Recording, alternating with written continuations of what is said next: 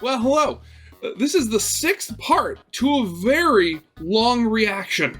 If you haven't seen them yet, links to them are in the description as well in the top corner of the video. Now, with that out of the way, let's get this thing started then, shall we? He wants us to be free, but he wrote a prophecy that we ultimately have to carry out? That can't be right. Surely, this interpretation makes no sense then. Either he actually is all for it, or he isn't. And that's a good inquiry. In fact, I think the game agrees. Sure, Gaster lets you have all of these choices and lets you explore the game to your heart's content, but assuming that just going through the game normally will carry out the prophecy just fine, Rouse shrugs off a lot of the secrets you find, and the weird route is clearly something he's not going to be fond of because of how off-script it goes. And when you think about it, this freedom that he gives you, how free really is it? You'll probably still get the same endings, you can only do so much even between these save slots, and think about the secret bosses. Jevel says he's the only free one, and yet he's locked in a prison. Spamton's sales started soaring after he got on the phone with Gaster or whoever, but the second he stopped calling, he couldn't avoid his downfall. His whole arc after that is just chasing the freedom that he thought he owned. Not too unlike what Gaster may have realized when he shattered and saw the fictional world of Undertale for what it was. That despite all of these choices and outcomes, it's all scripted in some way or another. Gaster does give you more choices. Gaster made this program for you, but that's exactly the paradox of it. It's what he gave you. If he wanted, he could cut this connection to the game right now, and you wouldn't have any say in the matter. He only gives you the choice to come back if you want to. He gives you the choice to give up, but they are still choices that he gave. He could, at any moment, decide to limit you if he wanted. And the thing is, he actually kind of does. Think about Rouse. He's all about saying that your choices do matter, and yet he has this ability to just send the player's perspective away, using cutscenes against them. Even if in a harmless manner, you are still railroaded unless you do something like the weird route. And even then, in any case, you are still limited by the battle system to some extent. You're the fate of the world, but you have to play your role, or else the story can't go the way that Gaster believes it's supposed to. Even in the act of going off rails, you will always find yourself on another track. You call that freedom? What does freedom actually mean anyway? How can you be truly free from something? How can you cut your strings being certain that there aren't going to be another set of strings holding you back all the same? Spamton, That's the paradox of Gaster. Freedom in the illusion of. What is a choice in video games if not something that is given to you by the game itself rather than something entirely figured out on your own? What if this freedom you've been given is actually just wrapping itself back around into yet another set of constraints? Remember what the point of this essential always was. You have to answer to someone. Every time you die, every time you load up the game, every time you're in the outskirts of this program, you have to answer to Gaster. You're only suspending your disbelief, but Gaster is the one making everything else actually happen. You can only see so much with this program. You can only do so much without being thrown into cutscenes and railroaded in some way or another. And you can only go so far until you hit a wall, even when you're out of bounds. No matter what, at the end, nothing changes. Why even bother with escapism and with suspending your disbelief at all if it leads to the same ending anyway? If it feels like the world is going to end regardless of what you do, even if you are given more choices, how can you ever be free? Why even play this game at all?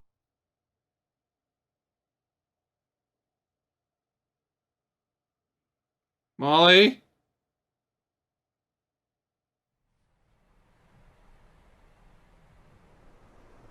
Okay, yeah, there's still one more part. Okay.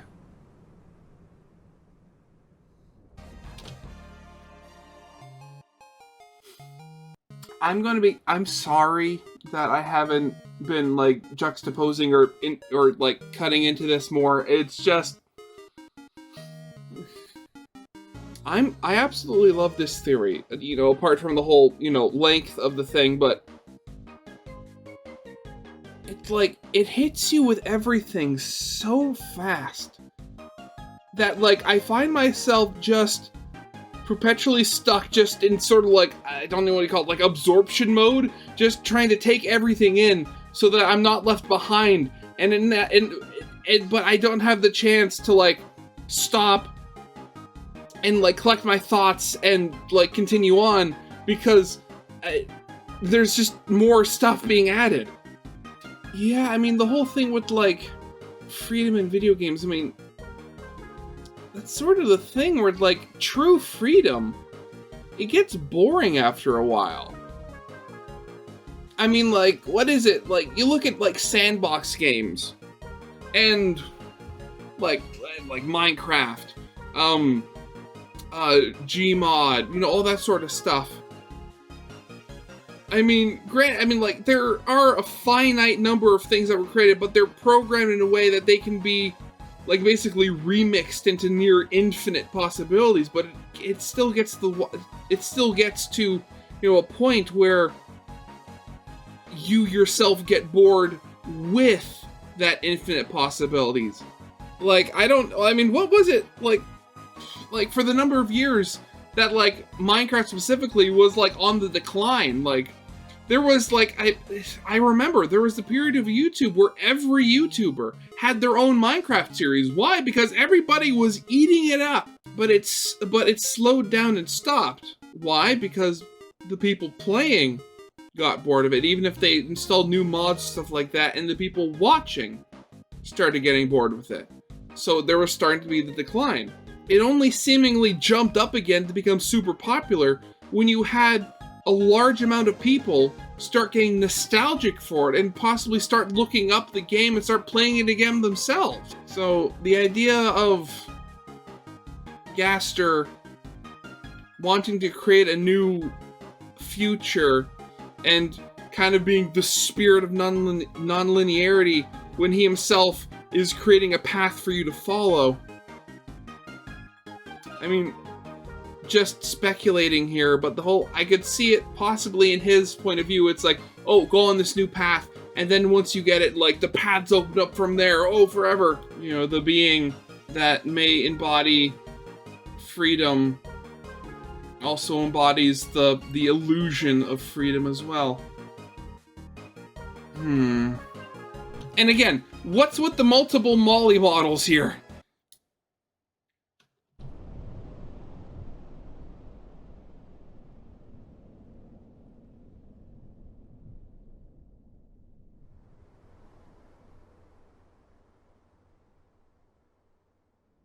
Let's round up everything that we've discussed. This has become an extremely complicated analysis, so we definitely need it. You only just realized that? I started this part by proposing the device theory itself, a theory that establishes Deltarune's meta-narrative as being structured by separating the game as an executable from the game as a world and story. This executable is the device in question, literally a Deltarune, a tangible program that exists in the story itself, made by Gaster as a way of channeling our suspension of disbelief into a diegetic connection to the game, which is what I believe the all caps files indicated. And the theory implies that the suspension of disbelief will be tested by bringing us further and further into fictional depth, throwing it into the nearest screen as hard as possible to see what might happen, fucking with our expectations just as it was doing from the very start. This works in conjunction with the game's core themes of escapism, dreams, and interacting with fiction, a spiderweb of ideas that connect it to darkness, secrets, the ocean, but also manifest in different branches, from using fiction to become more compassionate and form bonds with others, to finding more freedom of choice and autonomy with oneself, to even entertaining nostalgia and curiosity for the thing you're escaping to in question, by using the game's three main characters in the light world as different examples of how the core theme is applied, and deconstructing how people escape to and interact with fiction, something that we know Gaster is also very interested in. Using our analysis of the game's themes with the device theory as a solid lens to look at Deltarune through, I've been able to identify the three main essentials of the game's meta-narrative to the best of my ability. The diegetic mechanics of the game being your suspension of disbelief, creating fiction itself, the menus, saving, potentially data mining, the UI and battle system in general, including even the cutscene system, and hunting for secrets and glitches. I was also able to take these diegetic elements and categorize them generally based on what I believe to be a tug of war in the meta-narrative between making the game more linear versus making it more non-linear. As for the player and protagonist separation, while already incredibly obvious in the form of the soul in Chris, I believe in Deltarune, it's used as a litmus test to determine how much the player is willing to project onto Chris and respect them and the Lightners as their own people, rather than just seeing Chris as a vessel for the player to speak through. And this dynamic between the two being a delicate balance, where they both need each other in order to drive things forward, as even if they have different goals, and even if they don't like the limited agency that both of them end up having throughout the game, it'll ultimately take them to the same place, whether that be deaths or creating a new future. I concluded that they both ultimately want the same thing, but just don't know it yet. Even if the balance can be incredibly thrown off in the form of things like the Weird Root, where the player projects so much onto Chris that they cause harm to Deltarune's world as a result. But regardless of even that, the separation shows that the two need each other in order to accomplish the true goal of Deltarune. And for the last essential, I was able to show that Gaster is this game's Flowey, but in the complete opposite direction, embodying over-attachment to a fictional world rather than detachment. By looking at his relation to the core theme, and his branch of freedom and the illusion of, as well as the connections to him that are present in Deltarune, he more than neatly fits into the non-linearity end of the game's meta-narrative. Having been forced to see the fictional nature of both games himself, he's only become more invested and overly attached, enabling the player to keep exploring the game and going off track whenever they can just to see what happens. As, if we can conclude anything about Gaster as a character, or even as a concept, he is the personification of mystery itself. Of what we don't know, I can definitely and what agree could to be. that. And it shows in his connections to Noelle, how he's affected the secret bosses, and him refraining from stopping the player even on more worrying discoveries like the Weird Root. With all of this together, there's a strong case for Gaster perhaps wanting the player to go through the game repeatedly in order to accomplish his goal with Deltarune, justifying the mechanics that are diegetic to it, including the 3 save slots. I concluded that ultimately, he wants to create a new future and needs the player's input. And with the context of the secret card from the Valentine's Day newsletter, assuming Gaster wrote it, we could try to narrow down that he is aiming to do this by helping someone in particular. Whether that someone be Des, or Noelle, or even Chris, it could be one of several pointers towards what I believe is the game's final goal of finding Des. I concluded that he's going through with all of this because he is the opposition to the Angel, who I believe is the second voice that interrupted the Goner Maker and who embodies the linearity end of the meta-narrative, establishing a genuine fight for the narrative itself between Gaster and the Angel. In essence, Gaster wants to break the fatalism that the Angel has established in the form of him writing the legend that Rousey speaks of, and using his own fatalism to banish the Angel's heaven.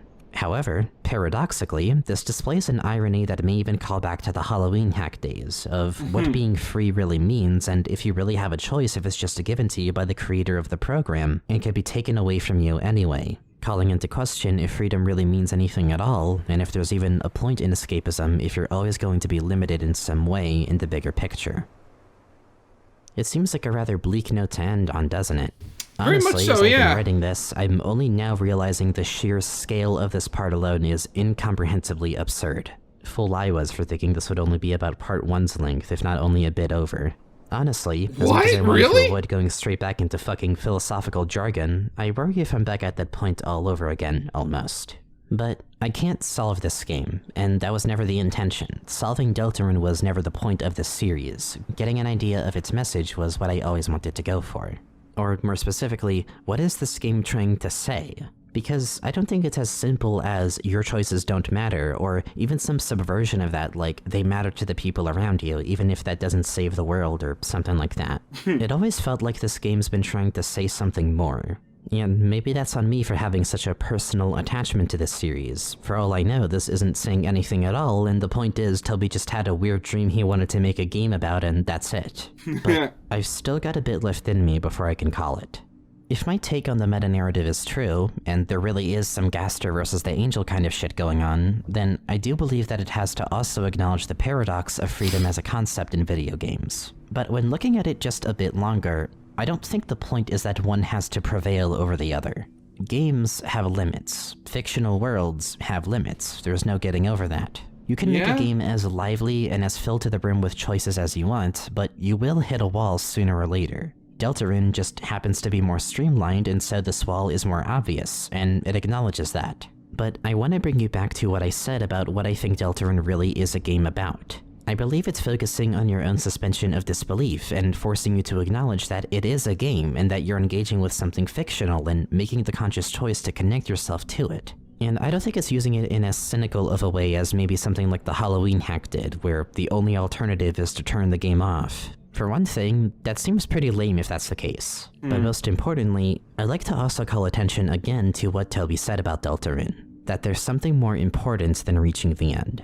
No matter if you go through this game by the book or go completely fucking off rails, this tells me that either approach will lead to a similar outcome, or even if different outcomes, that it's not what the game is really about ultimately. Sure, staying completely on track and not diverting from it at all will just lead to probably the same ending that Gaster wanted to avoid. It won't take us to that new future. But I believe this game is also saying that throwing all structure to the wind and getting there through every single exploit and offbeat path possible won't do much better. In fact, in cases like the Weird Route, it might do even worse in pursuit of that goal for all we know. This is a common struggle, I imagine, with making games in general. If it's too on rails, it's boring. You can see everything ahead, there's nothing to spice shit up. But if it's too open, then it all feels difficult to process and hard to appreciate. It may feel like it isn't respecting your time, and the lack of any structure takes away from any meaningfulness that the actually important parts of the game might have. Similarly to escapism, living life completely by the book is painfully mundane, but delving too much into the dreams and the synthetic, you start to lose sight of what makes it special to begin with. That connection that dreams have to reality. It's why I think the game will eventually make at least a darker world or a fountain within a fountain. What better way to tackle it than by literally making something darker than dark? By having the darkness in that darker world be based off of something that's already fictional. By constantly becoming further abstracted from reality, it eventually loses its meaning and impact completely.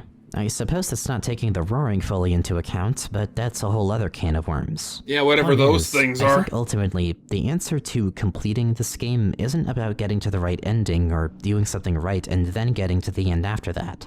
Just like Gaster himself and his nature, it's something in between. It's not the end, and it's not the beginning. It's somewhere in the middle of that you want to look for what you want. You want to look for secrets, but you don't want to lose the plot completely. I think the way to completing this game will be something of a balancing act, and my proof of that is in the form of the Shadow Crystals. They are the only thing, along with the secret bosses in general, that the game remembers between playthroughs. And if they represent shattered dreams, or the things that Lighteners are afraid of or have given up on, when made whole, it would have to represent something that is what Chris, and perhaps even the player, truly wants. It may be a pointer towards where we should really be going, at least to start. I don't think this game is saying that your choices don't matter and that you should just stop playing and give up, but it does say that you can't choose who you are in this world. You can go well off track, but you can't change where you came from. You can't change the reality that you're actively in, and perhaps you can't even change the ending. But you can change something else. It's not worth giving up on escapism just because you can't get exactly what you want in this game. I want to touch back on the light world itself, and Chris, Susie, and Noelle. In fact, I'd like to take this last section to revisit their stories just a bit, but with all of this information in mind. More particularly, going over what I think really happened that made it all pretty much go south for them. I think the story of the light world before the game itself goes a little something like this. It's not perfect, there's some holes in it, but it's the best I've got for now. Noelle, Chris, and Susie are all born in different parts of the light world. Noelle is born into a loving family in hometown. Her mom is the mayor, and Noelle has an older sister, December, or just Des for short. And she's very protective of Noelle, because Noelle is very easily scared. But as long as she's comforted, they can even watch horror movies together without worrying about that. Chris runs away from where they were born for whatever reason, and at some point is adopted by the Dreamers. They now have an older brother, Azriel, who they look up to. But they feel out of place because they're the only human in town, and they honestly wish they weren't. And not as in that they wish they were other humans, but they wish that they were a monster too. Especially with their soul taken into account, they just don't like what they are at their core. They were all much younger when they first met, but the Holidays and Dreamers all become very close. Noelle, Chris, Azriel, and Des form a sort of chaotic group of 4, all going on adventures and exploring hometown and just having a good time. Chris is a bit of a prankster and scares the shit out of Noelle, and Des whacks them with a bat sometimes because of that, but it's all in good fun. There's no harm.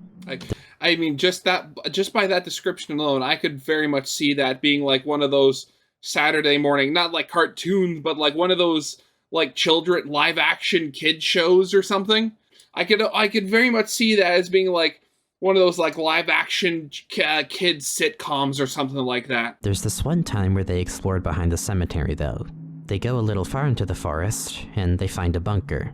It's open, so they figure that they may as well go in as a group of 4. I just find it funny how like Des is just perpetually symbolized by the guitar. So you just have this really weird group going in. I'm sorry. But they find something, or maybe someone in there. And it scares Noelle so badly that she doesn't even remember the bunker existing now in her recollection of that event. She only remembers crying and Des wiping her tears with Azriel's jacket. They go home, and Des tells her mom about what happened. Since she's the mayor, she sends Asgore to investigate it. He looks into it a bit, but ultimately comes up with nothing. It surely is just some kids being scared of the dark, and that's it. Case closed. But Des can't let go of what happened. And more importantly, she's worried that whatever was in the bunker might come out and might scare Noelle again. So she decides, at some point in the future, to go back to that bunker. And this time with Chris, of all people, for whatever reason. And neither of them tell anyone about it.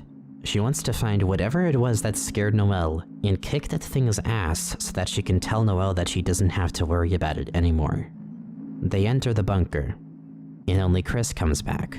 By this point, Toriel would have noticed that Chris is missing from the house and probably called police to look for them. And they see Chris, but not Des. Chris doesn't tell anyone what happened that night. She's declared missing, and Asgore is blamed for this, considering that he found Chris, but not Des. This leads to him being removed from the Force, and eventually, him and Toriel separate over this, along with who knows what other reasons. The Holidays and Dreamers, over time, begin to drift apart. And Noelle, from this point on, obviously can't get over Des being missing. Over the years, she searches for her everywhere to no avail. And her trauma over losing her makes her lose a spelling bee that Birdly ends up winning after the word December is given. But on a totally unrelated note after this, she begins to have a weird knack all of a sudden for finding glitches in the game she plays. Sometimes Chris would come over to Noelle's house and they'd hang out, but it's only until Chris is lost in thought and just goes to play the piano for the rest of their time there, as if they were thinking about something. Azriel then leaves for college, Chris being left to live in his shadow even in his absence. But a new girl then arrives in town, Susie. No one knows where her family is or if she even has any, but she's the new girl, and she's mean. The other kids are scared of her, and she especially hates Chris at first for whatever reason. She's the bully. But Noelle is nice to her, so they have something of a soft spot for each other there, and even Chris does like Susie, even if she doesn't reciprocate it yet. My point with going over all of this is that for these characters, life sort of sucks. Chris wants to reject themselves and sees themselves only in the shadow of other people. Susie hasn't been showed kindness by others in general, and she lashes out at others and wasn't raised well at all. For all we know, she doesn't even have a home. And Noelle's sister is missing, and her mom is cold to her, and Rudy is at the hospital. It all looks so bleak, and to top it all off, Noelle and Chris have drifted apart, just as their families did. I mean, when you put it like that, I can definitely see why Gaster would want to swoop in and try to give this world a better future. Divorce, missing kids, broken families. But suddenly, Chris becomes more talkative to Noelle again, in a way that's almost out of character for them. And Chris and Susie are now bonding, and Noelle's even started to finally act on her fondness for Susie in general, and over the course of just a few days, they're closer again. Thanks to the Dark Worlds, thanks to making connections even if to something fictional at first. We've seen how this game has taken these characters who feel stuck, hurt, closed off, and made them all begin to stand up for themselves and actually blossom again as people. Of course, the problems in the Light World still persist. Chris still feels a way about Azriel and their place in hometown in general. Des is still missing. Noelle's dad is still in the hospital, and Susie's whole situation with her family, or home in general, if any, is completely up in the air. But the thing that these Dark Worlds are doing is bringing them closer together despite all of this, at least on a normal route. Fiction, and acting on your dreams, while it may seem like a useless thing in the face of harsh realities, is one of the best things we have in the face of conquering our own personal struggles. It can make once closed-off and antisocial people open up and make friends they never thought they'd make. It can make people feel in control of something when everything else is spiraling out of it. And it can help people ponder on things in their past and reconcile with them in a way that reality may not let them.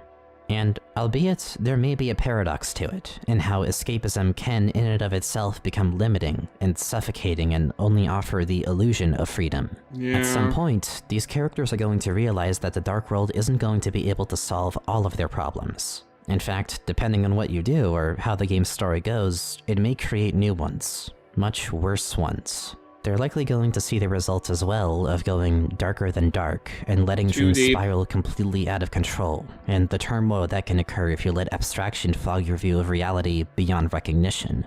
And they may even have to face the fact that their efforts might not save the world at large. Going through all of these trials to experience the game differently or dig deeper into it for secrets and alternate paths might not really keep everything from falling apart or changing dramatically. And the Lightners can't actually bring Rouse or Lancer to the Light World even if they really wanted to.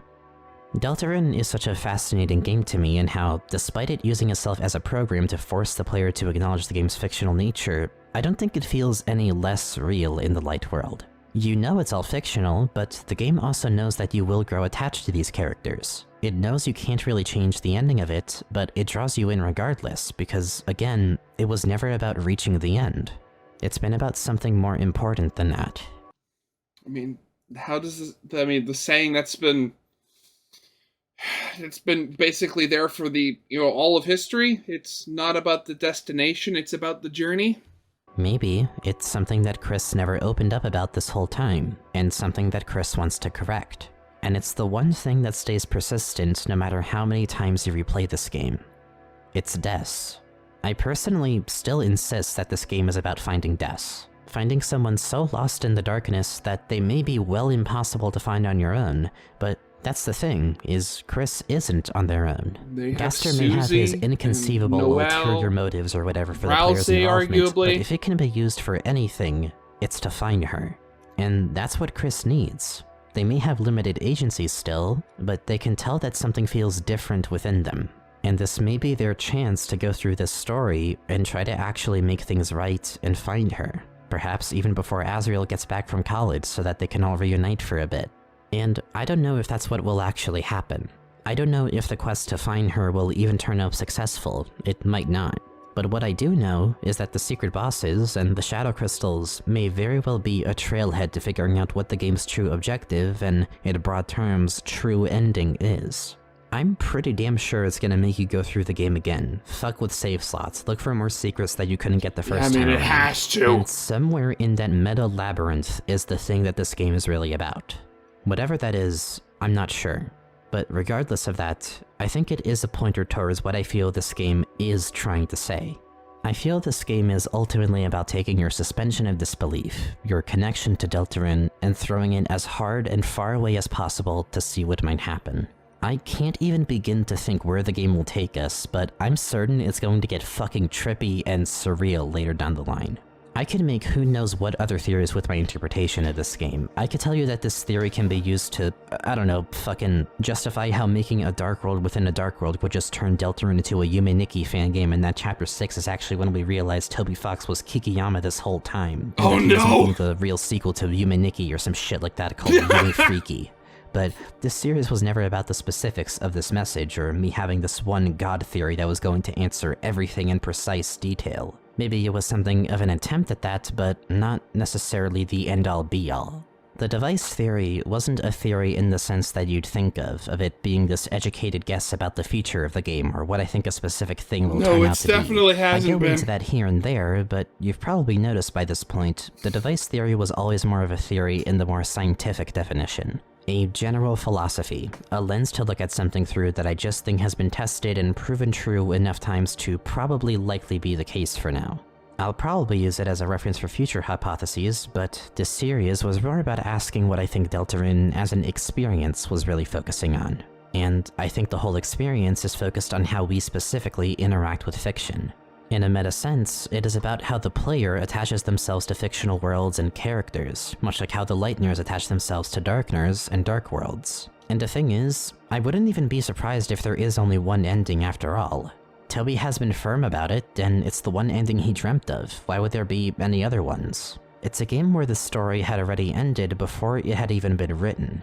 And that's a fact in the story itself, that the ending is set in stone. There's no changing it. This is Toby's world, or at most, the Angels. The game's story was written with this ending in mind, and no other endings in a meta sense. That's why it's only one ending, because these characters' fates were sealed before they were even conceived.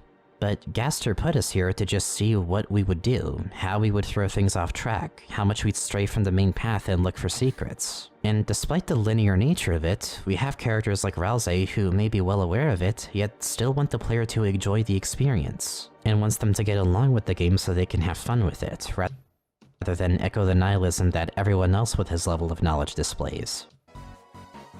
I mean, that's just it. I mean, there's nothing inherently bad about games that are either 100% linear or have like some sort of branching paths or are completely open world. The only thing that's bad is when they're done badly.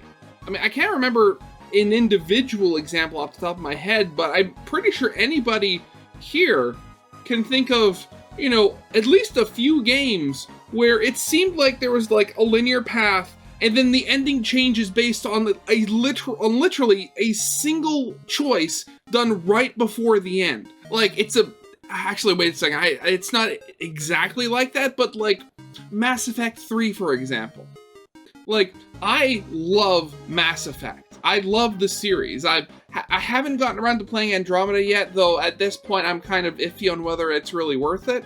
But, you know, back on topic, each of those games, like each of the first two at the very least, had, like, granted, it was the very much, oh, the blue option or the red option, but like the weird little secrets that you could get or the weird little outcomes you could get from like previous options in previous games kind of expanded as the games went on. And that was only really spoiled with the third game where, yes, there were still Renegade and Paragon options, and depending on things, and depending on the way you did things, you'd still, like, gain, like, fleet strength to fight the Reapers. But at the end of the day, like, the actual ending of the game only really changed depending on whether you chose red, blue, or green. At the end of the day, having a well-done, you know, like, linear ending is better than having a poorly done, like, multiple-choice ending. Thinking back, what was it? I was playing the, I don't know what you call it, remake, sequel, like the 3D King's Quest games, like years ago at this point. Like, how many years ago was it when I played those games? Yeah, 2018. I remember I had such a fun time playing those, even though, you know, it was very much, oh, you had little bits of choice that would very much lead to the same ending. And at the end of the day, the ending always ended with King Graham dying. And, like, I remember I legitimately cried at that ending. Not only because, like, I had been playing as Graham for the entirety of that game, but, like, it was the whole suspension of disbelief. I saw he was a grandfather at that point. I saw him as my grandfather. And I couldn't help but think, like, the inevitable day when my grandfather would be on his deathbed. I mean, like said grandfather, we're going to be celebrating his 100th birthday this month in August on the 25th. But it's just that sort of thing that games can bring out, with very few exceptions. If a game is even just partially well written, like your average player like me will just stick themselves onto the player and they'll mold themselves into believing that they are the main character, the protagonist, even if it's only like a singular linear game or, you know, non-linear. If the angel is Toby in a meta sense, it also makes us an angel. We're all gods of the stories that we tell. I think the meta-narrative really will boil down to literally killing the author, letting yourself be your own author of the story that these characters will experience. In essence, Deltarune allowing itself as it can and work to be transformed as you complete it. Or, in a literal sense, I think it will end in you fighting the angel itself, regardless of what you do, even if you find Des and free her somehow. But I wouldn't be surprised either if finding Des doesn't turn out to be the case, and maybe it just focuses on the fact that Noelle and Chris just haven't been able to let go of the trauma in their past, and can't let go of the fact that what happened, happened. That escapism and going darker than dark isn't going to bring her back, or at least, it won't bring the simpler days back. And even if they do find her, it may only be a memory, a dream of her, nothing that they can bring back to the light world. But even if that is the case, and Des and Rouse and the Darkners can't be ever brought to the light world, they can still live on in the source of all of that darkness, their thoughts. And similarly to the Lightners, if banishing the Angel's Heaven truly means that our connection to Deltarune will be terminated in some way or another, even if we can't change that fate, that doesn't mean our attachment to these characters was for nothing. Even when fictional characters die or disappear, the memory of them will still remain in our minds. The stories that they're in will always exist, while you can't choose who you are in Deltarune's world, you can choose that in yours. And similarly, you can choose to let these characters that you grew so attached to live on in your own mind however you'd like.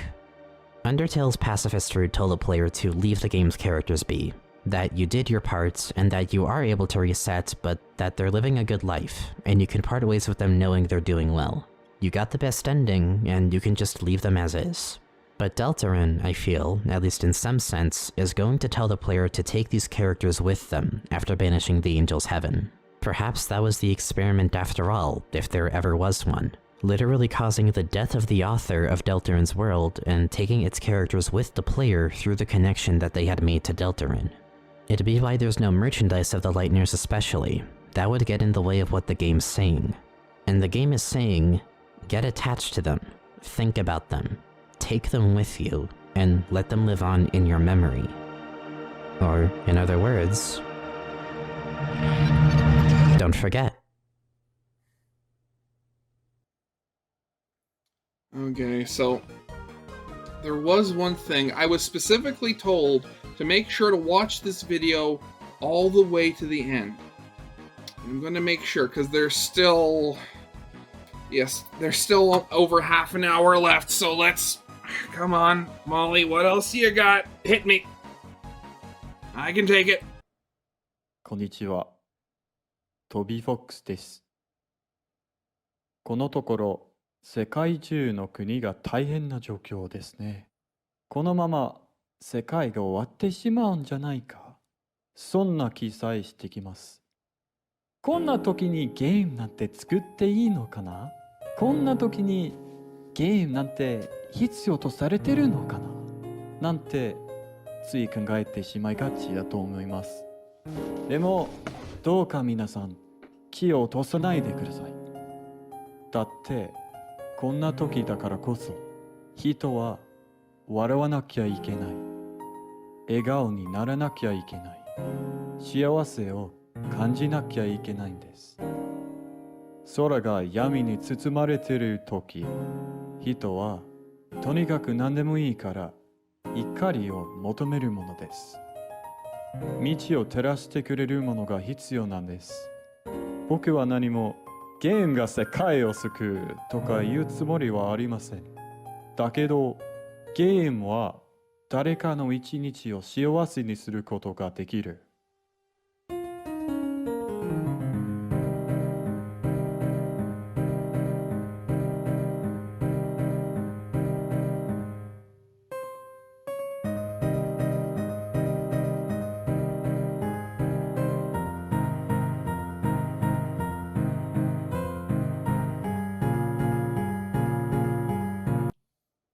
Just going back to that, where did that audio come from?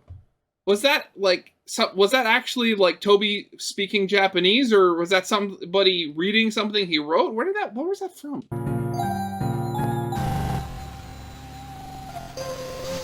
Oh god, what's happening?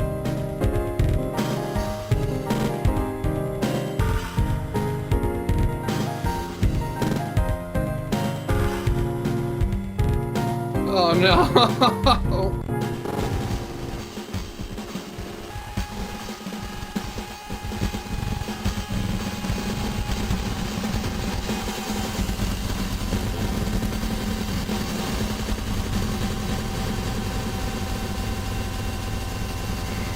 Oh god, what's happening? Thank you. So, mind if I tell you a little story?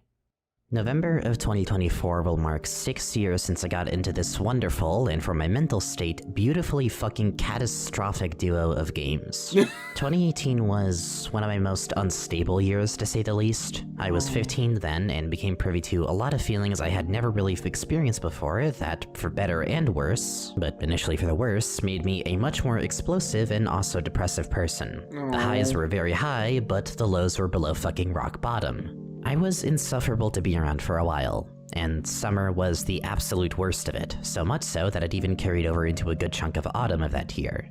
I'm sure I could ramble all I want about that time of my life, but I'm only bringing it up now because of what happened after that point.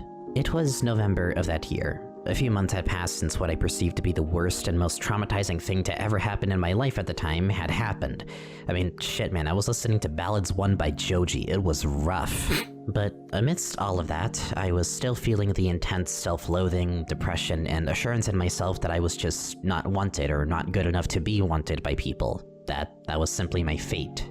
It was getting slightly better, but still hitting me in these waves, you know? But I remembered that back in September I had gotten Undertale for the Switch because I heard that came out for it and I was like, sure, fuck it, I may as well have it. Plus, I had heard not too long ago that there was this weird thing Toby did on Halloween when the account went dark that seemed like Undertale 2, but not really. So I figured, hey, if this whole Undertale thing is gonna be continuing in some way, and given I had gotten pretty fed up with trying to beat every Hollow Knight boss on Radiant, why not play Oh it? god, no. And that's what I did.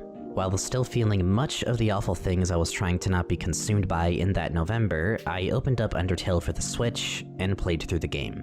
6 years later, I am still processing what exactly I experienced. I can't even begin to tell you what Undertale did to me mentally. That would warrant its own video essay just psychoanalyzing how this game changed me and took me from someone with no direction, no self-esteem, and no hope for myself in my life to... Well, you're talking to me right now. Does any of that sound like me in the current day? I hope not. I hope not. And besides, even if I wanted to, someone else I'm friends with already did just that back in 2022, and that's a really good video that more or less lines up with how I feel about it. But when I think about what Undertale did to me and how it made me so emotional and made me feel hope again in myself and just the slightest bit like maybe I'm not a shitty and unlikable person to be around, there's these specific few moments that pop out to me. Sans talking to you in the diner when you reach Mettaton Resort, saying that someone really cares about you, the entirety of the end sequence after saving Azrael where you get to go through the underground, and speaking of, the entire sequence with the Azrael boss fight and seeing him cry out how he doesn't want to be alone again, and just Azrael as a character. I don't know why, but it brought this warmth in me that I can't even begin to explain. But it's something I've sworn to hold on to ever since I started feeling it, and I don't regret it one bit.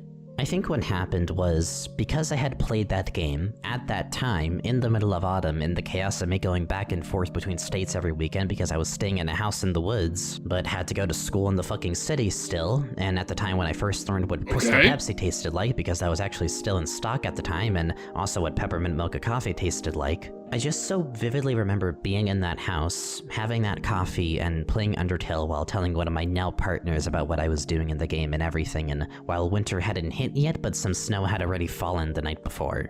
I think playing that game at that time, when I was in such a vulnerable state, was the perfect storm more or less for its message to hit as hard as it possibly could have.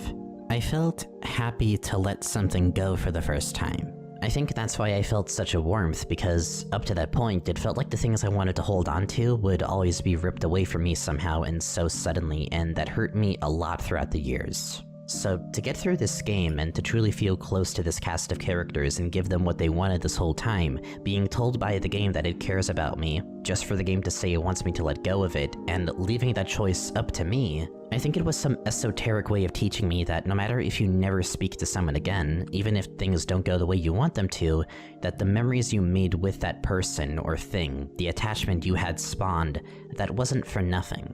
That was a good experience you had with someone in the life you are living, and while we more easily attach ourselves to the bad things in our lives, the good things more than deserve to be held on to just as much. And that's what I did because of having played it. I grew this habit of just bringing a pillow and blanket with me everywhere around the house so I could get wrapped up in both of them whenever I felt like. And even in the car as we drove between states, and I let comfort and the idea of holding onto that warmth be my way of dealing with whatever I was feeling at the time whenever it cropped up. It didn't always quite do the trick, but it sure as hell helped a lot and kept me grounded. It taught me to care about myself just a bit. That if I could be cared about and loved just by playing a silly little game, that the least I could do for those characters and the people around me by extension was to give myself a bit more credit as a person. That's not to say Undertale fixed me, it absolutely didn't, but Undertale was exactly the atmosphere and message and feeling I needed that counteracted what was once exclusively just the self-doubt and fear and dread about myself as a person. It got me to realize just how much more potential I still have as both a person and an artist. And for that, I don't think anything I can give to it in tribute will pay back what I feel I owe it. And that's not even going into Deltarune, or rather the 2018 survey program demo of it. Chapter 1 feels so small now in context with everything else, but it's that exact smallness that makes that demo feel so special to me as well. And what comes to mind especially, aside from my eternal crush on Sham that has not faded one bit since I saw them for the first time in game, is my first reaction to exploring Hometown after sealing the Card Kingdom fountain, and especially seeing the ending of Chapter 1 and hearing Don't Forget for the first time. Imagine all of those feelings that I had just described to you that Undertale gave me, in conjunction to what Deltarune was setting up in Chapter 1 and all of the unanswered questions that both of them posed. I think I'm still honestly struggling, even to this day, to fully articulate how Undertale and Deltarune have impacted me so much as a person. I honestly don't know if I ever can fully encapsulate the impact these two games have had on me. If I had let go of Undertale's cast, knowing that they are all doing well and that feeling bringing me so much comfort that I never want to even replay the game because of it, let alone do the genocide route, Deltarune has consistently felt like I was growing up with it. Hearing the updates about its development, it's like hearing from a friend I hadn't talked to in years and seeing how they've grown as a person since the last time I spoke to them. And over time, that only grew more intense because in that period of just having nothing to work with in regards to the future of Deltarune, I remember watching an iceberg video about the game. And near or at the bottom of it, I remember one of the entries being device failure. It was so obscure that even the person talking about it didn't really know what to make of it to my memory. But it led me to this Reddit post that Stansburyana made about how Deltarune's internal data had these all-caps files and a bunch of files with the device prefix to it. And hell, they even made a little diagram about what they thought the device in question was. And so, I remember rambling to my friends and, again, to one of my now partners so much about what the hell it could have possibly meant, and about all the other mysterious Gaster connections in both games, and through all of that, well, the seeds for what you guys now know as the device theory had been planted, and since then, it has grown into this. Over the years, the comfort that these two games have brought me, while I have experienced so many things, both good and bad since then, that comfort has not faded. Where I once carried a pillow, I now carry a Napster book plushie with me everywhere around the house. I have several plushies and other merch of Undertale and Deltarune that I bought over the years. I even got the tutorial slippers and Undertale throw blanket when those were revealed. And I've hung up the Undertale and Deltarune chapter posters in my room such that when the next chapters are out and the posters for those are ready, I hope to hang them up so that the posters go in order of each chapter from left to right. I still unironically wear the Sans hoodie when it gets colder because I just actually love that shade of blue and how it looks with my other clothes, and because it's cozy as fuck, and I wear the Rousey scarf for the same reason. When Chapter 2 came out, that led to me yet again having some significant realizations about myself and what kind of person I really want to be in my friendships and relationships. And that's when I realized I was Molly. And listening to the Delta cast after the rush of the sweepstakes, knowing Toby basically just made something 1 degree away from a full-on ARG for its fucking charity event, that led to me finally sitting down and acting on my desire to just make a proper video about Deltarune. All of that said, I am terrified for what 2 new chapters at once are going to invoke in my life once they come out if the track record keeps up. I hope it makes sense to you now why and how I managed to make this absolute fucking monster of a series. I know it's not like I really had to provide an explanation for it, but I just can't help myself. These 2 games have influenced me so much in my teen years, made me feel more hopeful and self-loving and caring as a person, showed me what I wanted truly out of both myself and the people around me and how I want to present myself, and is now also the basis through which I have managed to gain a following and network of my own, and I have willingly allowed it to have such a presence in my life that I sleep and wake up to it. And I don't even fucking buy merch that often, if at all. I'm a Sonic fan, and I don't even have a single goddamn doll of any of those characters. At least not until I get the Tails doll finally in the near future. I love this series, more than I love any other fictional media. And it is fucking hard for me to pick favorites on really anything. To me, making a 10-hour-long video essay series is the absolute bare minimum I can do to repay what these two games have done for me. I don't give a shit if it's bloated, if it does well, if it flops, if people like or dislike the fact that I've snuck stupid cryptic ARG puzzles in there that people don't want to bother with. Molly, can we never do this bullshit explain what a video game is thing again? I say that out of game, by the way, not as Molly the character. My son doesn't know shit about any of that. At the end of the day, and from the beginning, I made this series for me. And because I wanted this theory out of my head after years of cooking it up, because I knew I wouldn't be able to make peace with it until I just went and did it. And so, I did. After nearly 2 years of production, the Device theory as a series is finally fully realized and finished. And after about 8 months straight of production, Part 3 specifically is now finished. I'm not even sure what I could say about what I'm feeling now that it's finally over. However, I will say this much. Jesus Christ, I am never making a video this long ever again. I know I said that about Part 2, but like seriously, this shit is never happening again. I believe, if memory serves, I was asking this exact question when I started my reaction last session, and I asked, why would Molly put themselves through the absolute rigmarole and pain of making a 6.5-hour long video after already having made a 1.5 and a 2.5-hour video before then? Power to you for the work ethic and the product quality after, but it's stuff like this. I realize, video essays do well on YouTube, but you gotta go easier on yourself. Regardless, this series is done, just as I had vowed to see it through fully from the start, and I'm especially happy with how its final part turned out, and not only that, but it turns out a lot of people really enjoyed not just this series, but myself as a creator and maybe even a person because of it.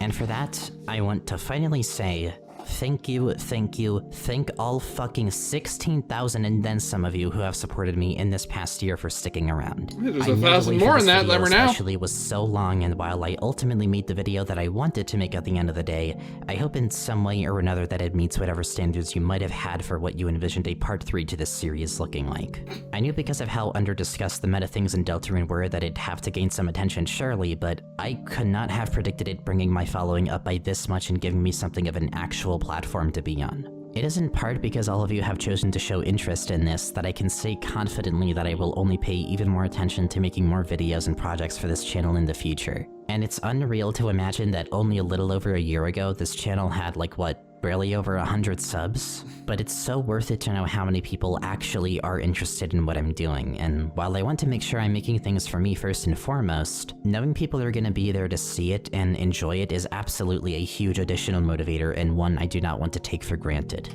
I don't know if I can ever say it enough to equate to how grateful I am for it, but thank you. Genuinely, thank you so much for watching and sticking around to this point. I only hope to take what I've been given and make the absolute most of it as much as I can. Thank you for watching, waiting for it, supporting, what have you. Just, again, thank you. That's all I can say now that I finally have this whole series in the bag. Part 3 was something I really wanted to end the series on with a bang, and so much had to be considered and accounted for in order to make that be the case. And I know that somehow, still, I have missed plenty of things in my analysis of Deltarune even after these 10 hours of yapping about it. I mean, shit, even in my spreadsheet for Part 3, there's still some loose ends. I mean, if anything, that just shows, how deep Deltarune is. Beyond that, I'm sure there's that one thing, or multiple things, that seemed super obvious to mention that I somehow forgot and that I'll get a billion comments about. I mean, shit, even now, who knows if there's actually some major flaw I haven't considered that just secretly completely tears this theory down, right? But I think you can tell by this point, I don't really care about being right. It's what I've been confident in, but I am more than happy to be surprised by either someone else who could tear down my theory or by Deltarune itself taking a turn I could have never expected. I like a surprise You say that, and what was it, Toby was saying that Chapter 3 does get kind of gimmicky. So how much you want to bet that Chapter 3 just turns into an FPS? A lot more than being able to predict everything from afar personally. So in essence, the only real loose ends I came out of this with were the element system and elemental pairs, the Goner vessel, and the connections between Sans and Papyrus to Gaster, to my knowledge. For 10 hours of rambling and analysis, that's a surprisingly short list, and hopefully the next chapters will give us more to work with to put those pieces together later down the line. And I fully expect multi-hour videos for each one of those topics when more proof comes up to them, Molly. You've set a standard here, and you must now always meet it. But with all of that said, thank yous and personal word vomit and loose ends aside, I imagine the next thing that's on a lot of your minds is, well... What next? What's next? What's the plan with this channel now that device theory is actually done? And that's something I've had a lot of time to think about. But one thing I can tell you for certain is that whenever this video is out, I am absolutely taking a hell of a break from making videos for a while. Let me reiterate, Part 3 took 8 months to make, and the series as a whole took 2 years to finish. I need a fucking break, man, like, bad. I'm not burnt out or anything, but goddamn do I need to think about something that isn't YouTube for a while. It's just better for the creative soul. I'm gonna go visit one of my partners, I'm gonna figure out some stuff in real life, I'm gonna have a damn good time without thinking about making things for once. At minimum, I want to take a full month off to just not work on anything, really. Not even writing scripts, let alone editing entire videos. Admittedly, I'm gonna be feeling this break more than you will probably, because I do think that the gap between this video and the next proper video will not be like 8 months. At least I really hope not, but we'll just have to see how I'm doing. Once I return from that break though, I do have some ideas.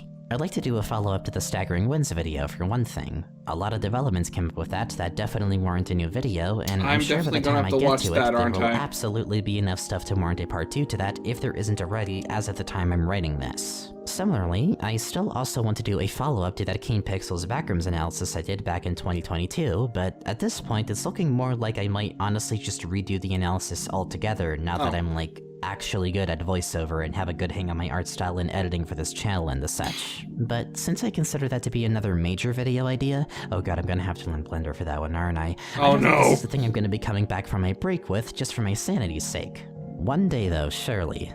But all of these ideas really depend on how I'm gonna be feeling after my break. Who knows, I might come up with something entirely out of left field instead.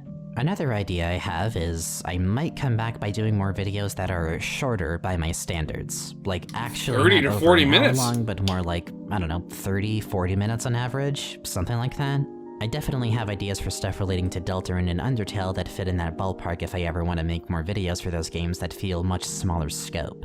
And speaking of Deltarune, in fact, because of how long the series took to make, we are actually getting pretty close to when I think the next chapters are going to come out. So you can imagine how that's going to influence my output and plans once those are released proper. My plan for once chapters 3 and 4 are out is that I'm going to definitely make a pretty long video going over them. However, I will not be considering it as part of the device theory or even part of Deltarune and the Fourth Wall, though I do think it will serve a similar purpose to parts 1 and 2. And I intend for it to be to the new chapters what those first few parts were to the older chapters. A simple, matter-of-fact compilation of a lot of info about the more meta aspects of Deltarune. I've set myself up to be the meta freak bitch of the Deltarune theorizing space, I think, and I plan to uphold my duty of compiling as much info about that as I can once they're out.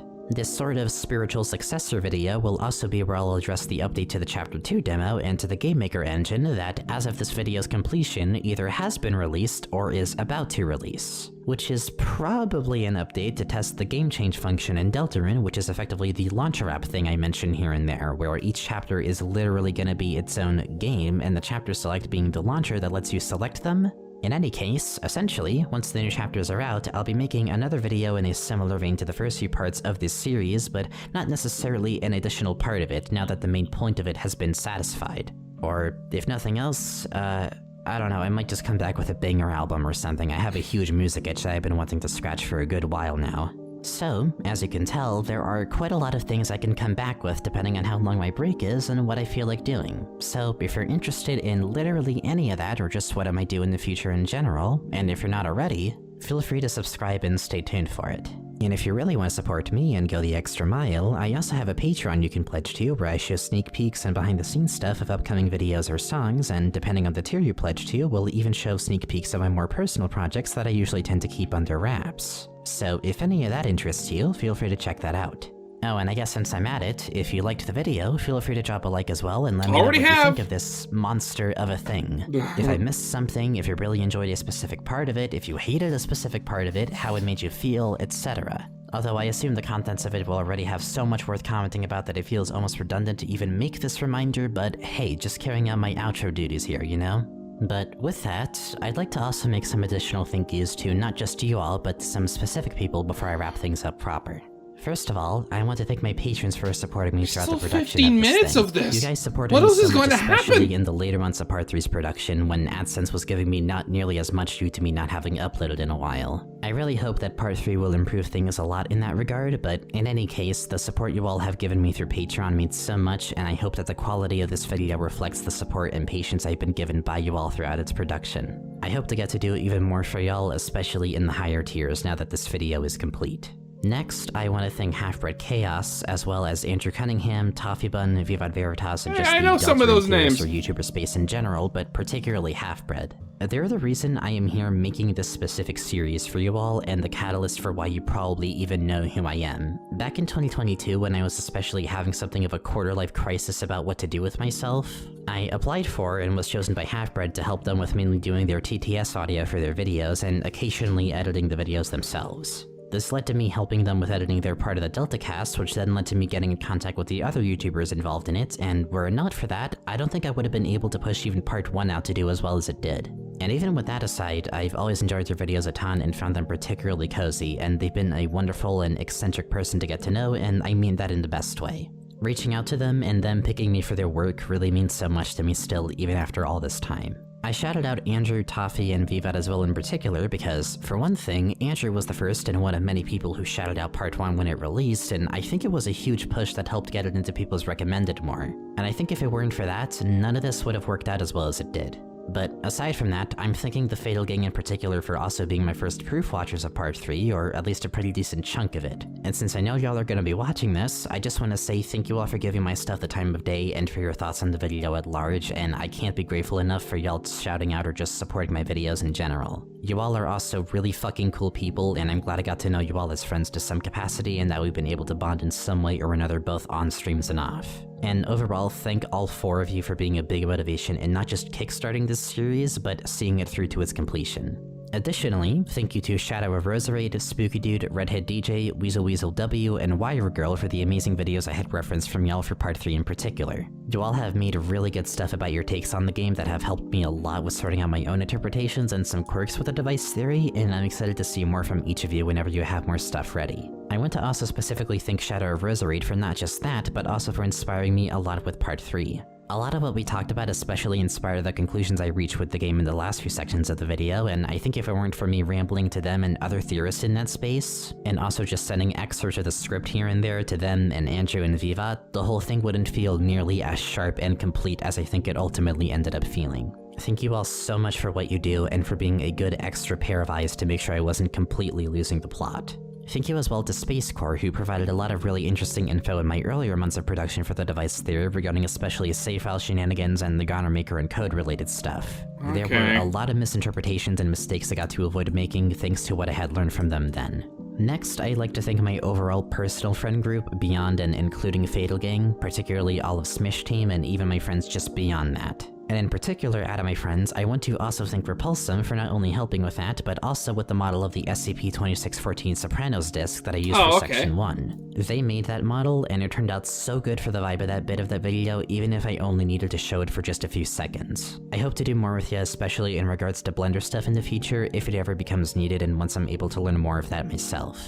Another friend I want to thank is January November, as well as 2 other people who I had picked out, Olivia Orb and Annabella. You 3 each came to me in regards to helping with voice acting stuff, and I couldn't decide immediately on just one person, so I let all 3 of you do takes of the one line I needed. I could only pick one of yours' takes, but you all did so well, and I wish I could have picked what all line of the was other ones that? somehow, and I hope to stay in touch with you three, and also with everyone else who contacted me with an interest in VA help. It really means a lot, and absolutely brought what I needed help with to life, so thank you again.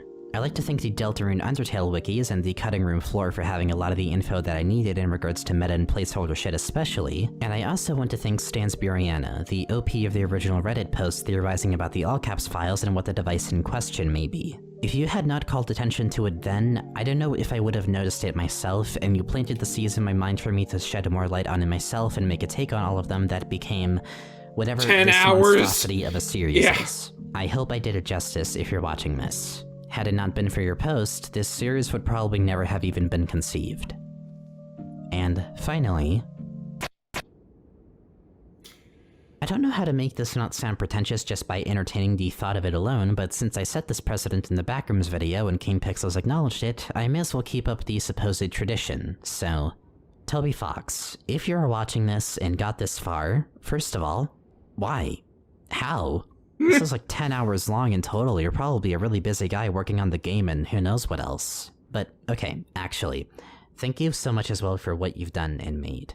I don't believe I'm special for having my own personal story about how your work has irreversibly changed the trajectory of my life, and I won't claim to be as such. I'm sure you are more than familiar with just how wide-reaching Undertale became and how many people feel touched by your work. But Oh yeah, they definitely that have. doesn't change just how immensely your games have inspired me and impacted my own process and outlook on things in the bigger picture. A lot of what I could say here, I already feel I said earlier in the outro, so I won't reiterate. But I'm genuinely so excited to see what you've had in mind for all these years with Deltarune, and I can only imagine what it's like finally having some of these ideas out of your head after keeping hush about it for over a decade. It would be really easy for me to put you up on some kind of pedestal, but ultimately we're all just normal-ish people who want to tell cool stories that we may or may not have gotten from our dreams, or just because. And while I know I am absolutely not going to try to make my dream project on my own because that is a terrible idea, seeing how your ideas reach so many people because of just how clearly you could convey your message and how sincere you were about it inspires me more than anything else to keep doing whatever I might be doing. There is honestly a chance that I might come back from a break without really having plans to make more videos, but rather just pivot to another medium altogether for a while. You'd think that with making this whole that'd be series and getting sad. the following I have from it, that I'd probably focus solely on that and just quadruple down on it, throw everything else aside. But what I've learned from studying Undertale and Deltarune so much is how important it is to just make the stories you want to tell, even if you're not sure if anyone will hear them. What matters is that you're able to communicate what you want as sincerely and genuinely as possible, because people will see that and resonate with it significantly. My approach at first was to be cagey, to play the long game and to not really think about going that far with my own work, because who's going to care if it's entirely original, you know? But I realize at the end of the day, even if I do still enjoy hiding bits of my world building in my videos, it's a bit silly to do that just because you're worried people won't like your original work otherwise, right? I should feel confident in what I'm putting out regardless of how familiar it is. And while I know I just enjoy putting secrets and stuff, it shouldn't be for that reason. What's happening? I guess my point being, if I'm this inspired by what someone else has done, I can only do so much to pay tribute through videos like this. And I think the most reasonable step I can take from here is, instead of simply indulging in that inspired feeling, why not do something with it? I'm not entirely sure what that looks like yet, but I've got ideas. They might be weird as hell, but damn it, these visions have been in my mind for more than long enough and someone's gotta tell everyone about them, and they're not gonna tell themselves. You probably had no idea how Undertale would do, but you made it anyway. And I am not expecting to make anything that will do even remotely as well as that did. Literally no one should. You certainly didn't. But that tells me that it's still worth trying to make what you want to make, even if you don't know for certain how it will do in the public eye. In any case, I think it's better out than in, even if that's into the void. This is by no means me saying this is my last video on the channel, absolutely not. But having finished my first full, actually complete investigation into something, especially something that hits a bit closer to home for me, it's been a fun, chaotic, crazy journey, but it's taught me that maybe I deserve to be more forward about what I hope to do. I still won't announce anything unless it's, like, actually done, but I should make more time for the things that hit closer to home for me.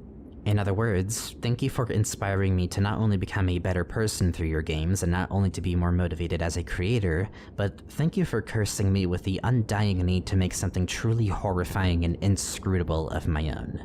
I don't know when it'll come to fruition, but I know where to start with that at least.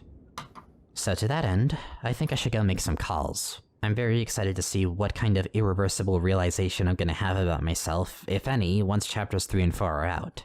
But again, thank you for watching this absolutely unhinged series about your baby. I hope you enjoyed it, as I also hope everyone else watching this has. And with that, I think that's a good spot to call it. From here, I'll be taking my break, and we'll see how this one does. Once again, thank you all for watching this far. I hope you all have a good rest of your summer/winter and probably autumn/spring up to whenever the hell I feel ready to come back with some new videos. I'm sure I'll still be streaming in the meantime. The comment response streams to this are gonna go fucking crazy, I can just feel it. I'll probably just spend my break visiting one of my partners, going through my backlog hopefully, getting into more drawing and music for a while and such. Just doing me. It feels weird to say something of a goodbye to this series that's been looming over me for so long, but it's nice to move on to something else now. I don't know what the future of this channel looks like exactly, but if this series alone did so well, knowing the plans I have for what's next potentially, I'll probably be fine. More than that, even. But I guess it depends on how you all feel about it and not just what I think. But in any case, I see this having been just the first of many, many fun investigations to come. Probably going to be the only one that's 10 entire hours long, Yeah. but still, I know I've got a lot I want to cover, after my break that is, and after I make some calls. So, to finally do just that, thank you for watching. Now I can sleep for the other 100 years. This was Molly, and I'll catch you later.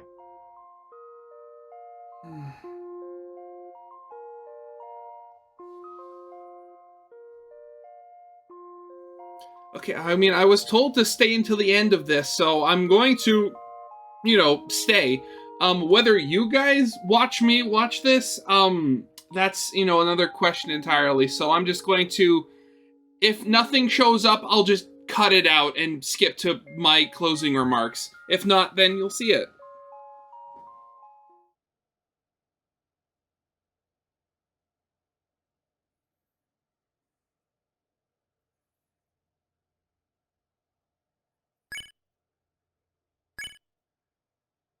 Oh god, what you gonna choose? What you gonna choose?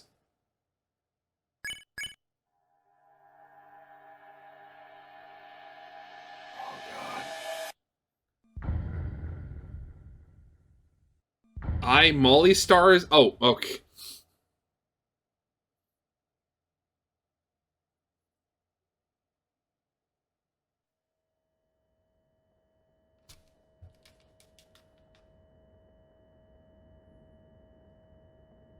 Is it...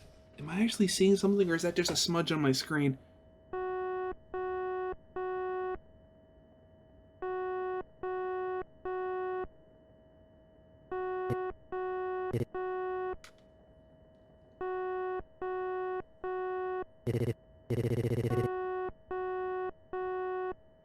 Really stop by now?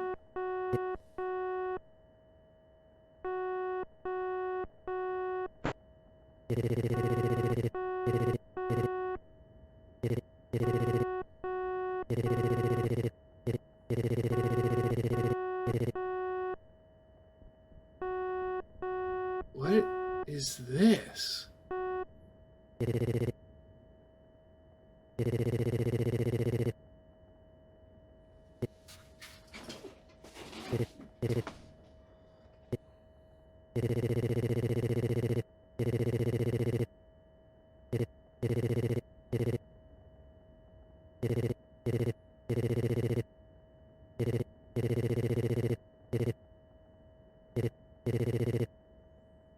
Jeez.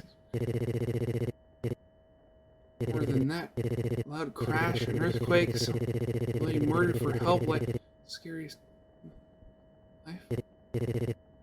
Where is it, huh? Oh.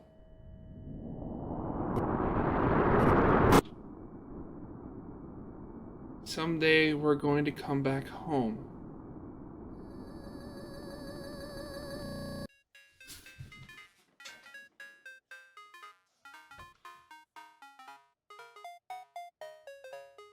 Huh.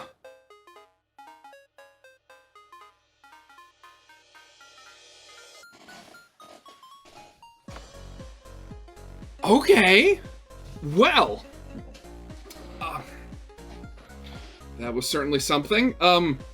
If anybody watching this has, in any way, knows any help of trying to figure out what the whole, like, ARG elements are that, you know, Molly was putting in and how to figure them out, I'd very much like the help. But yeah, I mean... First Andrew Cunningham, now Molly. You know, at this point, I'm starting to feel a little left out that I didn't have some sort of epiphany, after playing Undertale for the first time.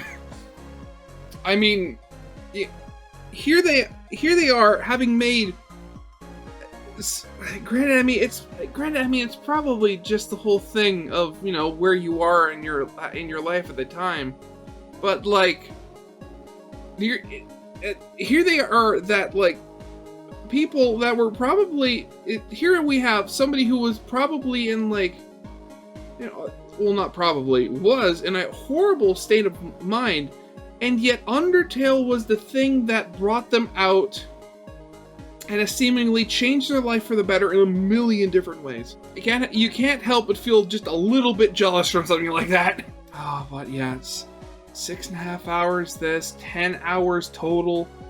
This was a trip, to put it lightly. Oh. Yeah, so I don't know when these parts are going to come out. Hopefully, you know, sometime soon after I release the first 3. But yeah, that's going to be it for now, definitely. I have nothing else to say from that. Molly, if you watch this, I hope you put out more stuff, because I want to watch it. But yeah, that's... I'm sorry, I'm thinking back to it now.